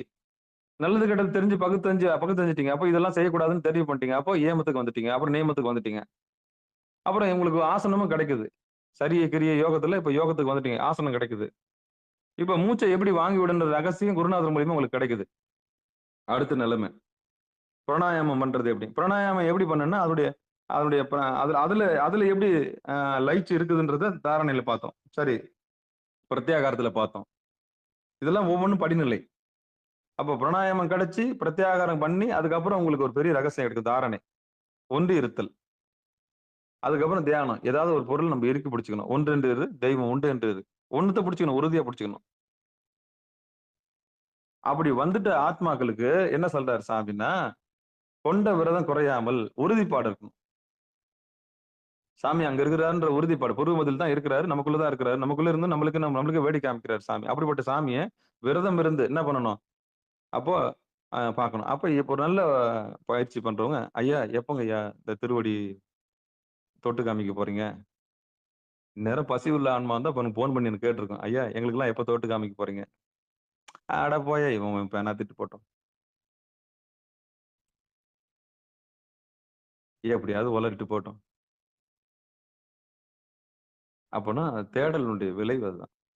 அப்ப நம்ம எதுக்கு ஈஸ்வர நாட்டம் உள்ளவங்க, ஈஸ்வர நாட்டம் இல்லாதவங்க. 2ஆ பிரிங்க மனிதர்ல. நிலையானது தேடுறவங்க, நிலை இல்லாதது தேடுறவங்க. நிலை இல்லாத தேடுறவங்க என்ன பண்ணுவாங்க? அவங்களுக்கு என்னன்னா அந்த பேர் புகழ் இன்னும் வேணும் அவங்களுக்கு. ஊர் வேண்டேன், பேர் வேண்டேன்ற மாதிரி. ஆனா அவங்களுக்கு ஊர் வேணும், பேர் வேணும். ம். ஊர் வேணும், பேர் வேணும்ன்றவங்களாம் வருவாங்களா? நிலையானதை தேடி வருவாங்களா? வரமாட்டாங்க. அவங்களுக்கு கௌரவம், சுய கௌரவத்தை விட்டு வருவாங்களா? அவங்களுக்கு பேர் முக்கியம், ஊர் முக்கியம். அந்த அன்பளிப்புன்ற பேர் பொழைக்கல அவங்க பேர் இருக்கணும். காலகாலத்தும் கல்வெட்டுல அவங்களுக்கு இருக்கணும். ஏன்னா அடையாளம் தேடுதில்ல. தன்முனைப்பு இருக்குல்ல. தன்முனைப்பு இருக்கிற வரைக்கும் ஆட்டோமேட்ட வர முடியாது. சாமிக்கு வேடிக்கையா என்ன பண்ணுவாரு? தன்முனைப்பை வச்சு பயன்படுத்திக்குவாரு. ஏன்னா அவங்க கிட்ட பணத்தை வாங்கணும்ல. அவனும் கிட்ட வர முடியாது. இந்த யோகத்துக்கிட்ட என்ன பண்ண முடியாது? வர முடியாது. சான்ஸே கிடையாது. அவனுக்கு தன்னாலே விலக்கிடும். இந்த நிகழ்ச்சியை விட்டு எட்ட தூக்கி போட்டுன்னே இருக்கும். வடிகட்டிடுவாங்க சாமி. தேராது. தேராது. மயக்கம் இருக்கணும் கிட்டே சேர்க்க மாட்டாங்க. ஆணவம் இருக்கணும் கிட்ட சேர்க்க மாட்டாங்க. கண்ம தொழில் இந்த ஆணவ கருவம், தொழில் கருவம், அந்த மயக்கம் இருக்கும் கண்டிப்பா கிட்ட சேர்க்க மாட்டாங்க. அப்ப இதுல என்ன சாமி சொல்ல வர்றாருன்னா, நீங்க ஒழுக்கத்தோட இருந்து நான் ஒழுக்கத்தோட இருக்கேன். நான் என்னத்த கண்டன்ற நினைப்பு வரும்போது சாமி உங்களுக்கு ஆசனம் தராரு, பிராணாயாமம் தராரு, பிரத்யாகாரம் தராரு, தாரணை தராரு, தியானம் தராரு, சமாதியும் சொல்லி கொடுக்குறாரு. அப்ப அந்த வகையில எப்படி நம்ம சாகாம இருக்கலாம்ன்ற கலையை சொல்றாரு. அப்ப ஒரு மண்டலம்ன்றது 48 நாளு. அப்ப 2 மண்டலம், 3 மண்டலம் சொல்றாரு. 3 மண்டலம் 144 நாளு. கரெக்ட்டா. பிரம்ம முகூர்த்தத்துல 4:10 5:10 இல்லன்னா 3 உங்களுக்கு விருப்பப்பட்ட டேர் இங்க தான் வரணும்னு அவசியம் இல்ல. குரு மதியம் தெரிஞ்சு போச்சு. நம்ம வாய்ப்பு இருந்தா நம்ம 2 பேரும் நேர்ல சந்திக்கிற வாய்ப்பு கிடைச்சா நான் பிராணாயாமத்தை சொல்லி கொடுத்துடுறேன். இப்படிதான் சுவாசம் பண்ணணும்ன்ற ரகசியத்தை சொல்லி கொடுத்துடுறேன். அவர் பிரத்யாகாரத்துக்கு வந்துருங்க. ஆட்டோமேட்டிக்கா உங்களுக்கு என்ன பண்ண சந்திச்சு இனிஷியல் பண்ணி கொடுத்துடுறேன். 48 நாள் 48 நாள் 48 நாள். ஐயடே அப்ப சொல்றாருல, கொண்ட விரதம் குறையாமல் தான் ஒன்றி தண்டுடன் ஓடி. தண்டுன்னா முதுகு தண்டு. தலைப்பட்ட யோகிக்கு மேல் வீடு தெரிஞ்சு போச்சு இல்ல. மேல் வீடு எதுன்னு தெரிஞ்சு போச்சு, கீழ் வீடு எதுன்னு தெரிஞ்சு போச்சு. அப்ப மேல் வீட்லயே இருக்கணும். அப்படியே ஆடாம அசையாம வலது கண்ணு சூரியன், இடது கண்ணு சந்திரன், திருவடியில நின்னு என்ன யோகிக்கு மண்டலம் 3லும் ஒக்க வளர்த்த பின் பிண்டமும் ஊழி பிரியாது இருக்குமே. அப்படிப்பட்ட யோகிக்கு அக்னி மண்டலம்னு ஒண்ணு இருக்குது, சூரிய மண்டலம்னு ஒண்ணு இருக்குது, சந்திர மண்டலம்ன்ற ரகசியம் தெரியும். இந்த 2 மண்டலமும் போய் எங்க அக்னி மண்டலம் இது 3ம் கலந்து நிக்கிற இடம் தான் என்னது? அற்புதமான திருவடி. அப்ப 144 நாள்ல ஒரு ரியாக்ஷன் நடக்கும். ஊழி காலத்தை வெல்லக்கூடிய ஆற்றல் நம்மளுக்கு கிடைக்கும். அப்போ ஒரு நாளைக்கு ஒரு நாழிகை உட்காருங்கன்னு நான் கெஞ்சுறேன். எவ்வளவு நாள்? 24 நிமிஷம் ஒரு நாழிகை. ஒரு நாழிகையாவது உட்காருங்க, ஒரு நாழிகையாவது உட்காருங்கன்னு கேட்கிறேன். அப்போ அதனுடைய பலன் உங்களுக்கு தெரியாது. சொல்லி மாளாது. அப்ப காலையில இந்த உட்கார்ற நேரம் பிரம்ம முகூர்த்தமா தான் நல்லா இருக்கும். அதே மாலையில 6 to 7 உட்கார்ந்தீங்கன்னா அந்த சந்தியா காலம் சொல்லுவாங்க. பகலும் இரவும் சந்திக்கிற நேரம் ரொம்ப வீரியமான நேரம். தேர்வு செஞ்சேன் பாருங்க அந்த நேரத்தை. மாலை 6 to நிட்டை கூடல் திருவடி பணிதல் வா 6 மணிக்கு வந்துடும். அந்த 6 to 7 மணி வரலும் பயங்கர பவர்ஃபுல்லான நேரம். அந்த 1 மணி நேரத்துல நீ தவத்துல உட்காந்துட்டீங்கன்னா நீ இரவு முழுக்க உங்களை ஏகாந்தமா இருக்கலாம். சாதாரணமா நான் தேர்வு செய்யறேன் இடத்த. 4:10ல இருந்து 5:10 படம் 1 மணி நேரமா செய்யட்டும். அதுக்கு முன்னாடி தில் இருந்தா நீங்க உட்காந்து 2:45 எழுந்து என்ன பண்ணிக்கங்க. 3ல இருந்து உட்காந்துங்க. 5:20 உட்காந்துங்க. ஆடாம அசையாம. கூட்டிட்டீங்கன்னா தவத்த கூட்ட கூட்ட கூட்ட கூட்ட காந்தகமா மாறிடுவீங்க. ஒரு தேடல் இருக்கணும். ஒரு உற்சாகம் இருக்கணும். ஒரு ஒரு வெறி இருக்கணும். ஒரு வெறி இருக்கணும். ஒரு அடையணுன்ற ஒரு தேடல் இருக்கணும். தேடல் உள்ள உயிருக்கு தான் வந்து சாமி காத்துட்டு இருக்காரு. ஒரு விழிப்புணர்வு இருக்கணும். ஒரு தெளிவு இருக்கணும். அப்படின்ற அந்த உயிருக்கு தான் நான் அடியேன் பேசிட்டு இருக்கிறேன். அங்கேயே மயங்கி மனைவிகிட்டயே மயங்கி, குடும்பத்திலேயே மயங்கி அப்படியே இந்த பன்றி போய் அந்த சகதியிலே என்ன பண்ணிடுமா? அதுவே சொர்க்கமா நெனச்சுக்குமா? அப்ப நான் என்ன அந்த போயிட்டு வரேன்னு போனவன் பன்னியா உருவெடுத்து அங்க போய் மாட்டின்னு முடிக்கிறான்னு சொல்லிட்டு சாமி என்ன பண்ணுவாராம்? அந்த பன்னி உருவுல இருந்து வாய்ப்பு குடுப்பாராம் நாராயணனுக்கு. அப்புறமா தான் என்ன காப்பாத்துனதுக்கு நன்றின்னு சொல்லுவானாம் வைகுந்தத்துக்கு போகும்போது. அப்ப போய் மாட்டிக்கினான். எதுல போய் லாக் ஆயிட்டான்? அதுல போய் லாக் ஆயிட்டான். பன்றி உருவுல போய். தான் எடுத்த அத கண்டதே காட்சி கொண்டதே கோலம். நம்ம எல்லாம் எப்படி இருக்கோம்? கண்டதே காட்சி கொண்டதே கோலம். அப்படி இருக்கிறோம். ஆனா அப்படிப்பட்டவங்க நம்மள மீட்டு நம்மளுக்கு மேலான பொருள் குடுத்துறாரு சாமி. அப்படி மேலான பொருள் குடுத்த பிறகு நம்ம அந்த மேல் வீட்ட நம்ம புடிச்சுக்கணும். அங்க வந்து ஒரு 48 நாள், இன்னொரு 48 நாள், இன்னொரு 48 நாள்.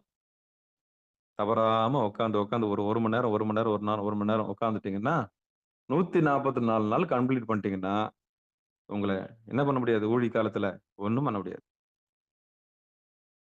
அவங்க தான் வந்து வீடு பேறு பெற்றவர்கள், ஜீவன் முக்தர்கள். ஆனா இது முறையா அணுகணும். இது முறையா அணுகணும். கேட்டு, தெளிஞ்சு, ஒரு ஒரு பக்குவத்தோட போணும். ஒரு தைரியமா போணும். குருநாதருடைய தைரியத்தோட போணும். நம்மளுக்கு அப்படியே தாய் மாரி சொல்லிக் குடுக்குறாங்க இல்லையா? அவங்களுடைய அரவணைப்போட போணும். அதாவது ஈகோ இருக்கக்கூடாது. நீ சொல்லி நான் செய்யணுமா? போய் நீ சொல்லி நான் செய்யணுமா? அப்ப கிட்ட நெருங்க முடியாது. கிட்ட நெருங்க முடியாது. இது 1 முதல் அடி. ஆமா. முதல் இதுலயே தோத்து போயிடுவீங்க. நீ சொல்லி நான் செய்யணுமானாலும் முடிஞ்சு போச்சு. சத்தியத்த யார் சொன்னா என்ன? உண்மைய யார் சொன்னா என்ன? புரிஞ்சுதுங்களா? அப்ப இந்த ஒரு பாட்டு அற்புதமான இடத்துக்கு கொண்டு போய் சேர்க்குது. சிவபெருமானே சிவ சிவ 6 ஆதாரங்கள கடந்து மூலாதாரம், சுவாதிஷ்டானம்ன்ற அந்த அக்னி மண்டலம் எல்லாத்தையும் கடந்து வலது கண்ணு சூரியன், இடது கண்ணு சந்திரன் சொல்லுவாங்க. இந்த மண்டலங்கள்லாம் ஒண்ணு போய் நிக்கிற இடம் தான் அந்த அற்புதமான இடம். இது எல்லாமே பாட்டுக்கு, பேச்சுக்கு, காதால கேட்கறதுக்கு நல்லா இருக்கும். ஆனா பிராக்டிகல் வந்து எப்படி இருக்கும்? நமக்கு நேரம் வரணுமே. ஒத்துழைக்கணுமே உட்கார்றதுக்கு. மனம் நம்மளுக்கு அனுமதி உடம்பு முதல்ல ஒத்துழைக்கணும் நம்மளுக்கு. ஐயோ! என்னால நம்முடைய வயசாயிடுச்சுங்க. நான் என்னங்க ஏம்பா எங்க எங்க 60க்கு மேல ஆயிடுச்சு. நாங்க எதுக்குப்பா அதுக்கப்புறம் உட்காந்துருக்கணும்? இப்பதான் நீங்க பிடிக்கணும். இப்பதான் உங்கள நீங்க இளமையா மாத்தணும்.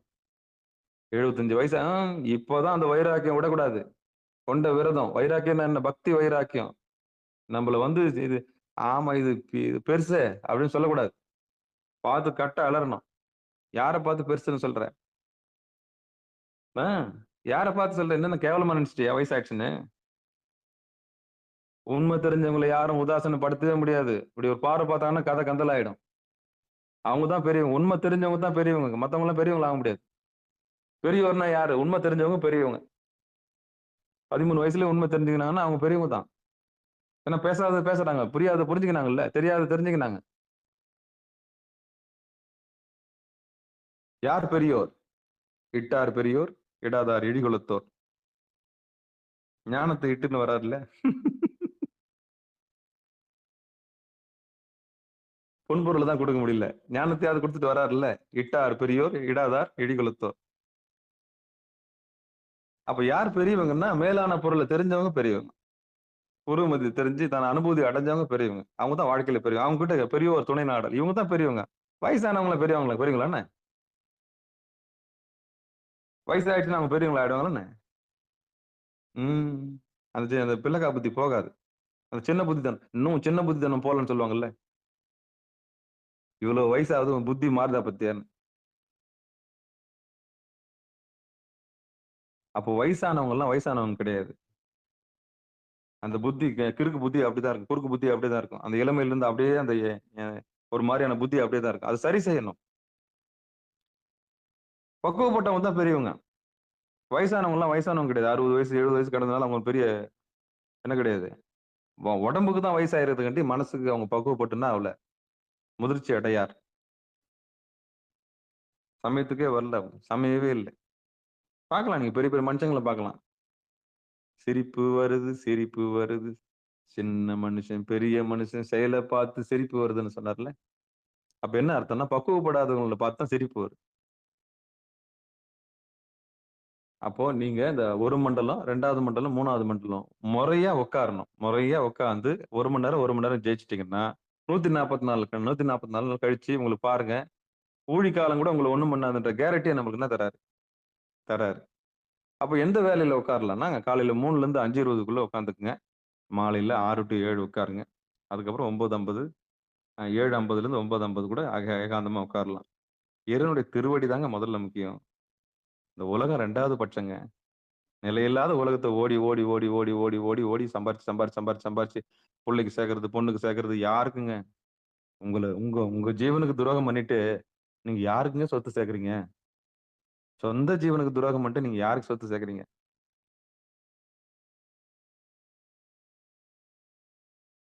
உள்ள இருக்கிற ஈஸ்வரனுக்கு துரோகம் பண்ணிட்டு நீங்க யாருக்காக ஓடி ஓடி பாடுபடுறீங்க?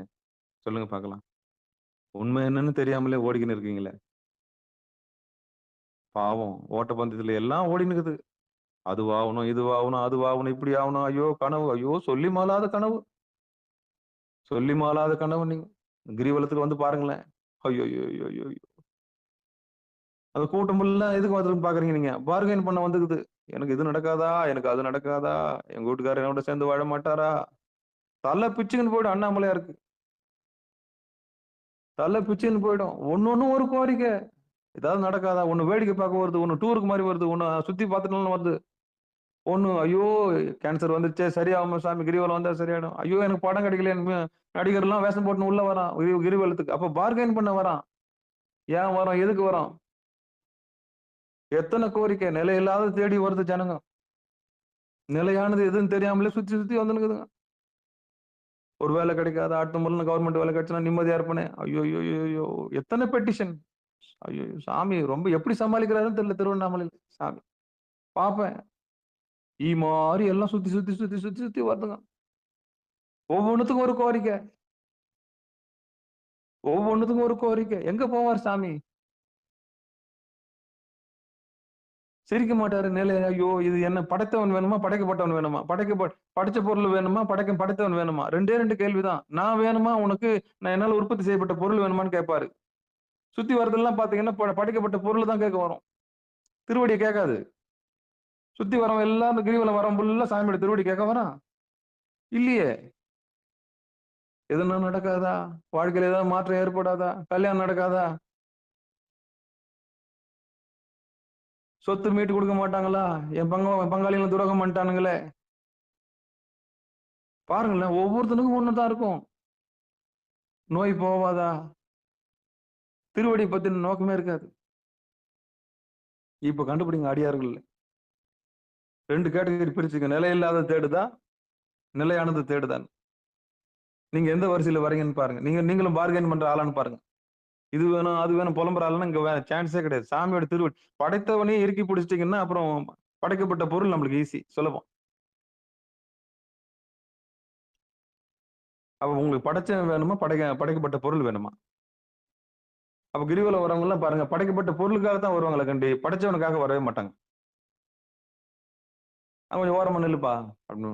கடவுளே இவங்க இந்த அண்ணாமலையார் நேரில் வந்தா கூட சரி, அப்படி ஓரமா நெல்லுப்பா பாத்துக்கலாம். சிரிப்பார் சாமி. உனக்கு படைச்ச வேணுமா, படைக்கப்பட்ட பொருள் வேணுமா? அப்போ வஸ்துக்கள்ல போய் மாட்டிக்கிச்சுங்க உயிருங்க. ஏசி, காரு, வண்டி, வீடு. ஏன்னா உலகம் அதுதானே எதிர்பார்க்குது. இது இருந்தா தான் வேணும், இப்படி ஆகணும் அப்படி ஆகணும்ன்ற கனவுல வந்து சுத்துன்னு சுத்துதுங்க. சுத்திட்டு போ அவ்வளவுதான். சாமி என்ன சுத்திட்டு போ, நம்மள நாமே படம் போட்டுக்குவோம். சரியா? நம்ம நிலையானது தேடுவோம், திருவடியை தேடுவோம். மற்றவங்களுக்கும் நம்மளுக்கும் வித்தியாசம் இருக்குது. 10ஓட 11 இருக்காம நம்ம எல்லாம் தேர்ந்தவங்க ஆன்மாக்கள்ல கடைத்தேறிய ஆன்மாக்களா இருந்து நிலையானதை தேடி சாமியோட திருவடியை மட்டும் இறுக்கி பிடிச்சிக்குவோம். அவரால் படைக்கப்பட்ட பொருள் நிச்சயம் நம்மளுக்கு கிடைக்கும். தனு கரண புவன போகம் நம்மளுக்கு நிச்சயம் தருவாரு. நம்மளுக்காகத்தான் அந்த உலகம் படைக்கப்பட்டிருக்குது. படைத்தவனை பிடிச்சோம்னா படைக்கப்பட்ட பொருள்கள் எல்லாம் நமக்கு வந்து வாய்க்கும்னு சொல்லி நிகழ்ச்சியில் பங்கெடுத்த அத்தனை உள்ளங்களுக்கு மனமார்ந்த நன்றி தெரிவித்துக் கொண்டு இந்த 3 மண்டலத்திலையும் நீங்க நேரம் தேர்வு செஞ்சு எந்த நேரம்னு ஒரு முடிவு எடுத்துக்கங்க. 1 மணி நேரம் காலையில உட்காருங்க. சாயந்தரத்துல 1 மணி நேரம் உட்காருங்க. ஒரு அனுபூதி உங்களுக்கு கிடைக்கும். அந்த அனுபூதியில நீங்க வெற்றி அடையலாம். அப்ப உண்மை என்னன்னு உங்களுக்கு புரிய ஆரம்பிச்சுரும். இதுக்கப்புறம் எந்த ஐயரும் உங்கள ஏமாத்த முடியாது. எவனும் உங்ககிட்ட பொய் சொல்ல முடியாது. பொய் வந்து உங்கள அணுகாது. பொய்யாயின எல்லாம் போயகல வந்தருள் எல்லாம் போயிரும். மெய்ஞானமாகி மெல்லுகின்ற மெய்ச்சுடரே, அந்த மெய்ஞானமாகி மெல்லுகின்ற மெய்ச்சுடர் நம்ம பல்லோரும் ஏத்த பணிந்து உண்மை தெரிஞ்சு போயிடும். துருமதில் தான் ஏத்தணுன்ற ரகசியம் உங்களுக்கு தெரிஞ்சு போயிடும். அதான் வீடு பேரு. அதான் வீடு. அதான் வீடு பேரு. நீங்க உங்கள தெரிஞ்சுக்கினீங்க. அதுக்கப்புறம் ஆனந்தமா இருப்பீங்க. எந்த கோயிலுக்கும் ஓட மாட்டீங்க. இருந்த இடத்துலயே சந்தோஷமா இருப்பீங்க. நீங்க செய்யறது தான் பூசை. அன்பா இருப்பீங்க. எல்லாரையும் அரவணைப்பா பார்ப்பீங்க. கருணையே உருவமா இருப்பீங்க. உங்க கண்ணுல தேஜஸ் தெரியும். கட்டி பிடிச்சுக்கங்க. யார் வந்தாலும் தலைய தடவி குடுப்பீங்க. என் செல்லம் சாப்பிட்டியா செல்லம்ன்னு கேட்பீங்க. அன்பா மாறிடுவீங்க. அறிவா சொல்லிக் குடுப்பீங்க. பக்குவம் வந்துரும். முதிர்ச்சி அடைஞ்சிருவீங்க. ஞான அனுபூதி பெறுவீர்கள். சத்து, சித்து, ஆனந்தம் உங்களை வந்து சூழ்ந்து கொள்ளும். அப்படின்னு சொல்லி, மீண்டும் ஒரு முறை பங்கெடுத்த அத்தனை உள்ளங்களுக்கு மனமார்ந்த நன்றி சொல்லி, இந்த திருமந்திர நூல்களை சிந்தித்து வாய்ப்பு கொடுத்த திருமூல நாயனாருக்கும், எல்லாம் வல்ல சிவபெருமானுக்கும் மனமார்ந்த நன்றிகளை உயிரையும் காணிக்கை செலுத்தி, மனம் மொழி அதாவது உடல், பொருள், ஆவி திருவடிக்கு வச்சிடலாம். நைவேத்தியம் என்னது? நம்முடைய உடம்பையும், மனசையும், உயிரையும் யார்கிட்ட நைவேத்தியமா வச்சிடணும். பலி கொடுத்துடணும். யார்கிட்ட? சாமிகிட்ட. அப்படி பலி கொடுத்தாதான் நம்ம என்ன பண்ண முடியும்? தேற முடியும். பலிபீடத்துல என்ன கொடுக்கணும்? நம்ம உடம்பையும், நம்ம மனசையும், உயிரையும் என்ன பண்ணிடணும்? சமர்ப்பிக்கணும். அதான் நைவேத்தியம். நம்மளே கொடுத்துடணும். கொண்டது என் தன்னை ஒரு பாட்டு ஒண்ணு வரும்ல, அந்த பாட்டு நான் திருவாசகத்தை தேடிட்டே கிடைக்கவே மாட்டேங்குது. தந்தது உன் தன்னை, கொண்டது என் தன்னை. தந்தது உன் தன்னை, கொண்டது என் தன்னை. சாமி நீ உள்ள வந்தோடனே என்ன எடுத்துக்கினியா? அப்படிதான். அப்படிப்பட்ட திருவருள் கருணையை நம்ம எண்ணி வியந்து, இன்னைக்கு பார்த்த 2 பாட்டுல உங்களுக்கு என்னென்னலாம் உங்களுக்கு அப்புறம் நம்ம விரிவா பேசுவோம். நன்றிங்க. நேரம் கருதி நிறைவு செஞ்சுக்கலாம். இந்த 1 மண்டலம், 2 மண்டலம், 3 மண்டலம் தேர்வு உங்களுக்கு தெரிஞ்சிருச்சு. ரகசியம் புரிஞ்ச பிறகு திருவடியை பார்க்கறது முதல்ல முயற்சி பண்ணுங்க. ஒரு மண்டலம் உட்காருங்க. அதுக்கப்புறம் இன்னொரு மண்டலம் அப்படியே கன்டின்யூ பண்ணுங்க. அப்புறம் இன்னொரு மண்டலம் கன்டின்யூ பண்ணுங்க. ஊழி காலத்தை வெற்றி பெறலாம். முறையா போலாம். முறையா போலாம். முறையா போலாம். இயமம், நியமம் ரொம்ப சுலபம். ரொம்ப சுலபம் இல்ல. இயற்கை உள்ள அடியாரா மாட்டீங்கனாலே உங்களுக்கு ரொம்ப பக்குவப்பட்டவங்க தான். அதுக்கப்புறம் ஆசனம், அப்புறம் பிராணாயாமம், பிரத்யாகாரம், தாரணை, தியானம், சமாதி. சமாதின்னா சாவறதுன்னு நினைச்சுக்காதீங்க. பயந்துராதீங்க. என்ன சமாதி கட்டுறேன் பாரு உனக்குன்றாங்கல்ல, அப்படி கிடையாது. வாழும்போதே பெறுவதுதான் திருவடி. இப்ப சொன்னேன் இல்லையா, சத்து சித்து ஆனந்தமா மாறிடும். எல்லாம் உலகமே உங்களை திருப்பி பார்க்கும். ஏன்னா நீங்க மெய்ஞானத்துக்கு வந்துட்டீங்கல்ல. சிகாரத்துக்கு வந்துட்டீங்கனாலே நீங்க ஜோதி தான். நீங்க எல்லாம் அண்ணாமலையார் தான். நீங்கள் கேட்டுக்கொண்டிருந்ததும் பார்த்து கொண்டிருந்ததும் சிவநெறியே சீரான வாழ்வு தரும் என்கிற டெலகிராம் சேனல்ல இப்போ சிகாரம் சைவநெறி பாடசாலைன்னு மாத்திருக்கிறோம். அந்த டெலகிராம் சேனல்ல ஒவ்வொரு நாளும் அதிகாலை 5:20 மணிக்கு திருநெறிய தமிழோசை என்ற தலைப்பின் கீழ் 12 திருமுறை பாராயணம் செய்து வருகிறோம். அந்த வகையில் சிவபெருமானுடைய பெருங்கருணையினாலே திருமூல நாயனார் இயற்றிய திருமந்திரம் என்கிற நூலை நாம் சிந்தித்து வருகிறோம். நம்முடைய நிகழ்ச்சிக்கு வருகிறதில் அத்துணை அடியார் பெருமக்களை பொன்னார் திருவடிகளை மனமொழி மேகலாலை வணங்கி நிகழ்ச்சி நிதி நிறைவு செய்வோம். வாழ்த்து. மண்ணில் நல்ல வண்ணம் வாழலாம் வைகளும் எண்ணி நல்ல கதிக்கு யாதும் ஓர் குறைவிலே கண்ணின் நல்ல தரும் கழுமல வளநகர் பெண்ணின் நல்லாளோடும் பெருந்தகை இருந்தது தனம் தரும் கல்வி தரும் ஒரு நாளும் தலைவரியா மனம் தரும் தெய்வ வடிவம் தரும் நெஞ்சில் வஞ்சம் இல்லா இனம் தரும் நல்லன எல்லாம் தரும் அன்பர் என்பவருக்கே கணம் தரும் பொங்குழலால் அபிராமி கிடைக்கண்களே. ஆறிரு தடந்தோல் வாழ்க அறுமுகம் வாழ்க விற்பை கூறுசை தனிவேல் வாழ்க துக்கோடம் வாழ்க செவ்வேல் ஏறிய மஞ்சை வாழ்க ஆனைதன் அணங்கு வாழ்க மாறிலா வள்ளி வாழ்க வாழ்க சீர் அடியார் எல்லாம் வான்மிகில் வழாது பெய்க மலிவலம் சுரக்க மண் கோன்முறை அரசு செய்க குறைவிலாத உயிர்கள் வாழ்க நான்மறை அரங்கல் உங்க நற்றவம் வேள்வி மல்க மேன்மைகுள் சைவ நீதி விளங்குக உலகமெல்லாம் மேன்மைகுள் சைவ நீதி விளங்குக உலகமெல்லாம் மேன்மைகுள் சைவ நீதி விளங்குக உலகமெல்லாம் என்று கூறி மீண்டும் ஒரு முறை மனமார்ந்த நன்றிகளை சொல்லி வந்திருக்கக்கூடிய அத்தனை உள்ளங்களுக்கு மனமார்ந்த நன்றிகளை பொறுமை காத்த அத்தனை உள்ளங்களுக்கு மனமார்ந்த நன்றிகளை சொல்லி நிகழ்ச்சியை நிதி நிறைவு செய்வோம். நன்றி, வணக்கம். நற்றுணையாவது நமச்சிவாயவே. திருச்சிற்றம்பலம், தில்லையம்பலம். மீண்டும் இன்று மாலை 6 மணிக்கு திருவடி பணிதல். ஆமா, இது எல்லாம் தியரியா இருந்தாலும், அதாவது இது எல்லாம் வாசகமா இருந்தாலும், நம்ம பிராக்டிக்கல்னு சொல்லக்கூடிய செயல்முறைன்னு ஒண்ணு இருக்குது. அந்த செயல்முறையில நீங்க உட்காந்து திருவடியை பார்க்கணும்னு ஆசைப்பட்டீங்கன்னா, நம்ம நிகழ்ச்சியில 6 மணிக்கு சிதம்பரம் பெல் ஒலிக்கும். அப்போ வீட்டுல ஒரு விளக்கு ஏத்திட்டு திருநீர் நல்லா 16 இடத்துல பூசிட்டு ஏகாந்தமா வடக்கு நோக்கி போறப்பாய் போட்டு உட்காந்துக்கின்னு வீடையே ஒரு கோயிலா மாத்தி, உங்க வீடையே ஒரு கோயிலா மாத்தி அழகா வடக்கு நோக்கி உட்காந்து அனுபவிச்சு பாருங்க. சாயந்தரம் 6 to 7. அப்படி 6 to 7 உட்காரத்துக்கு முன்னாடி 5:30 மணிக்கெல்லாம் வீட்டுல வாசல்ல தண்ணி தெளிச்சிடணும். ஜோரா தெளிச்சிடணும். ஏன்னா வீட்டு உள்ள தேவதைகள்லாம் உள்ள வருவாங்க. சரியா? அந்த தண்ணி தெளிக்கும் எவ்வளவு தெளிக்கிறீங்க அவ்வளவு தெளிக்கணும். ஆமா. அப்படி வாசல்ல மட்டும் தண்ணி தெளிச்சிருங்க. சுத்தமா அப்படி மொத்தம் ஜோரா தெளிச்சு விடுங்க. அப்படியே ஈரப்பதம்லாம் கரெக்ட்டா வரும். உள்ள வருவாங்க. நீங்க உட்காரும்போது தேவர்கள்லாம் உள்ள வருவாங்க. ஏன்னா நல்ல ஆன்மாக்களுடைய சங்கமம் வேணும் இல்லையா? அப்ப அவங்க உள்ள வீட்ல இருக்கவங்க, உங்க மூதாதையர்கள் எல்லாருமே உங்க தவத்துக்கு ஒத்துழைப்பு குடுப்பாங்க. ஒரு ஏகாந்த நிலை குடுப்பாங்க. இது மாரி வீட்டுக்குள்ள இருக்கிற சூழல்லயே தவத்துக்கு உட்கார முடியாது இருக்குதுன்னா, நீங்க உட்காரவே முடியாது. ஒரு பாத்திரம் வந்து கீழ விழும். அப்பதான் ஒரு ஃபோன் வரும். அப்பதான் இடையூறு மேல இடையூறு வரும். அப்பதான் டார்ச்சர் மேல டார்ச்சர் வரும். அப்பதான் உங்கள வந்து தட்டு தட்டுன்னு தட்டுவாங்க. நீங்க உட்காரவே முடியாது. புரியுதா? அதான் நம்ம செஞ்ச வினை இதெல்லாம். செஞ்ச பாவம் சும்மா விடுமா? ஏகாந்தமா இருக்க விடவே விடாது. ஆமா. எப்படி கணவன் மனைவி ஒண்ணா சேரும்போது, அப்பப்போ ஒருத்தன் கதவு தட்டுனா எப்படி இருக்கும்? அந்த மாரி தான் இதுவும். "எட எந்நேரம் வேலைல கூப்பிடுறான் பாரு இவன்" அப்படின்ற மாரி இருக்கும்ல. அதே மாரி தான் இதுவும். சாமி கூட போய் உட்கார்ந்து ஏகாந்தமா இருக்கணும்னு ஆசைப்படுவீங்க. அந்த நேரம் பார்த்தா ஃபோன் கால் வரும். அந்த நேரம் பார்த்தா எல்லா டார்ச்சரும் வரும். உலகத்துல இருக்க எல்லா விஷயமும் அப்பதான். எப்போ ஒரு பொருள விட்டுட்டு நீங்க ஏகாந்தமா இருக்கணும்னு பிரியப்படுறீங்களோ, தவத்துல உட்காரும்போது தான் எல்லா இடையூறுமே வரும். ஆமா. அப்பதான் எல்லா இடம் அதனால தான் உட்காருங்க. நான் சொன்ன மாரி வாசல்ல தண்ணி தெளிச்சுட்டு உட்காருங்க. அந்த பெரிய பாக்கியம் கிடைக்கும். ஊதுபத்தி கொளுத்துருங்க. விளக்கு போட்டுருங்க. ஏகாந்தமா இருக்கணும் சாமிக்கு முன்னாடி. ஒரு பூவும் தண்ணியும் இறைச்சிட்டு புற புற புற வழிபாடும் வேணும். இறைச்சிட்டு தவத்துல உட்கார்ந்து பாருங்க. எப்படி கூடுதுன்னு பாருங்க. இந்த புறத்தை செய்யாம இந்த காரியங்கள்லாம் பண்ணீங்கன்னா, உட்கார முடியாது. சேட்டை அதிகமா இருக்கும். சேட்டைகள் ஜாஸ்தியா இருக்கும். பொல்லாத ஆவிகள்லாம் வந்து என்ன பண்ணும், அ கண்ல ஈல வந்துரும். மூத்திரம் டார்ச்சர் பண்ணும். மலம் டார்ச்சர் பண்ணும். உடம்பு முதுகெலும்புலாம் முறிச்சு முறிச்சு போற மாரி இருக்கும். ஐயோ! செத்து போன மாரி படுத்துக்கலான்னு சொல்லும். இதெல்லாம் எதிர்வினைகள். நல்ல வினைன்னா உட்காரலாம்ன்னு நினைக்கிறது நல்ல வினை. ஆனா எதிர்வினை என்ன பண்ணும்? நம்மள டார்ச்சர் பண்ணி கீழ கொண்டு போய் சேர்த்துரும். அப்ப இதெல்லாம் தொந்தரவு பண்ணாம இருக்கணும்னா, முறையா நம்ப சுத்தமா போயிட்டு என்ன பண்ணணும்? அணுகி உட்காரணும். அதுதான் அனுஷ்டானம். சரியா? உடல் சுத்தி, நம்ம முதல்ல இட சுத்தி, அப்புறம் பூத சுத்தி, அப்புறம் உடல் சுத்தி, அப்புறம் மன சுத்தி, உயிர் சுத்தி இதெல்லாம் செஞ்சுட்டு உட்கார்ந்தோம்னா, அழகா இருக்கும். சரியா? இது உட்காருங்க. இப்படிலாம் பழக்கப்படுத்திக்கங்க. இப்படி ஒரு 48 நாள் உட்காந்து, திருப்பி ஒரு 48 நாள், 144 நாள் நீங்க கடைபிடிச்சிட்டீங்கன்னா, ஊழி காலத்துல உங்கள எதுவும் பண்ண முடியாதுன்ற கேரண்டிய திருமந்திரத்துல நமக்கு குடுக்குறாரு. சரியா? இது ஒரு உண்மை. ம். பயப்படாதீங்க. ஆமா. சாமி நம்மளுக்குள்ள இருக்கிறாரு. அணுகி பாருங்க. நீங்க எல்லாம் சிவபெருமானுடைய அம்சம் தான். ஏன்னா அழுது அடிஞ்சு அந்த இடத்துல அழுது அடையணும். ஆமா. நீங்க எல்லாம் சாதாரண ஆளும் கிடையாது. இவ்வளவு தூரம் செவி மடுக்குறீங்கன்னா, உங்களுக்கு சாமி ஊட்டுறாரு. அப்படியே ஸ்பீட் பண்றாரு. வாயில இந்த குழந்தைக்கு பால் ஊட்ட மாட்டாங்க, மார்புல வச்சு. குழந்தை குடிக்காதுன்னு. அது மாரி ஊட்டி விடுறாரு. கொஞ்சமாவது பால் போய் சேராதான்னு. அந்த மாரி ஊட்டி, தாயினும் சால பிரிந்து அப்படின்னு சொல்றாங்கல்ல, அது மாரி உங்களுக்கு ஊட்டி விடுறாரு. ஃபீட் பண்றாரு. ஞானப்பால். ஞானப்பால ஃபீட் பண்ணிக்கினே இருக்கிறாரு. காதால கேட்கறீங்கல்ல? ஆமா. திருஞான சம்பந்தருக்கு ஊட்டுற மாரி ஊட்டுறாரு. தாய்மானவன் தானே! ஊட்டி என்ன பண்றாரு? அப்பாடி! குழந்தை தேறிடுச்சா? ரைட். அதுக்கப்புறம் தாய்ப்பால் தேவையில்ல. நீங்க மெச்சூரிட்டி ஆயிட்டீங்கன்னா, உங்களுக்கு நான் தேவைப்படவே மாட்டேன். ஆமா. எதுவரைக்கும் அடியேன் தேவைப்படுவேன்? உங்க கண்ணு 2ம் கூடுற வரைக்கும் அடியேன் தேவைப்படுவேன். கூடிடுச்சுன்னா நான் தேவைப்பட மாட்டேன். கூடிடுச்சுன்னா நீங்க தான் ராணியா மாட்டீங்கல்ல. நீங்க தான் ராஜாவா மாட்டீங்கல்ல. நீங்க தான் 4 பேருக்கு வெளிச்சமா மாறப் போறீங்கல்ல.